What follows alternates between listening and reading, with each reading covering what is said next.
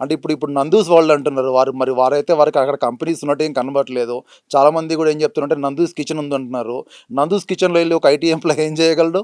అంటే మరి అంత వీరు గుడ్డిగా ఎలా నమ్మారండి? ఇప్పుడు ఇన్‌ఫ్లుయెన్సర్స్ మేము చాలామంది చూసినాము. చాలామంది కూడా బెట్టింగ్ యాప్ ప్రమోషన్స్, హ్మ్. తర్వాత ఇప్పుడు చాలామంది ఇన్‌ఫ్లుయెన్సర్స్ వాళ్ళ పేర్లు కూడా అవసరం లేదు. ఈ మధ్య కాలంలో చూసినట్టయితే జనాలను వాళ్ళు గుడ్డిగా నమ్మేస్తున్నారు. అంటే వాళ్ళు ఏం చెప్తున్నారు? వీళ్ళు కూడా ఏందంటే వీళ్ళు మనం వాడుకోవచ్చు అని చెప్పేసి ప్రొడక్ట్‌లు ప్రమోషన్ చేయడము. అది క్లిక్ చేయండి మీకు ఐఫోన్ బహుమతిగా ఇస్తాము. ఇది క్లిక్ చేయండి, కామెంట్ పెట్టండి. ఇలా ప్రమోషన్స్. అంటే వీళ్ళందరూ కూడా నిజంగా నేరాలను ప్రోత్సహిస్తున్నారు. ఒక ఇన్‌ఫ్లుయెన్సర్ ముసుగులలో వీళ్ళందరూ దీన్ని ప్రోత్సహిస్తున్నారు. ఇక ముఖ్యమైన పాయింట్ ఏందంటే ఇన్‌ఫ్లుయెన్సర్స్‌ని నమ్మొద్దు అని ఇప్పుడు పెద్ద ఎత్తున చర్చ నడుస్తుంది. అవును. మొత్తం సోషల్ మీడియా వేదికగా. గత కొన్ని రోజులుగా కోట్లల్లో మోసం చేశారు అని ఒక వార్త విన్నాం. అవును. ఇప్పుడు లక్షల్లో మోసం చేశారని ఒక వార్త విన్నాము.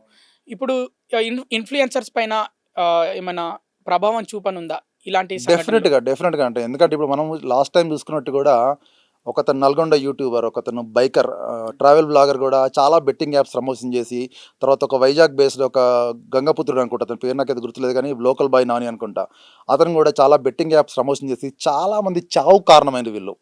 వీళ్ళందరిని చూస్తుంటే ఏమైందంటే వీళ్ళు ఇన్‌ఫ్లుయెన్సర్ రూపంలో ఉన్న ఇలా ఒక మాఫియాలాగా కనబడుతున్నారు వీళ్ళు.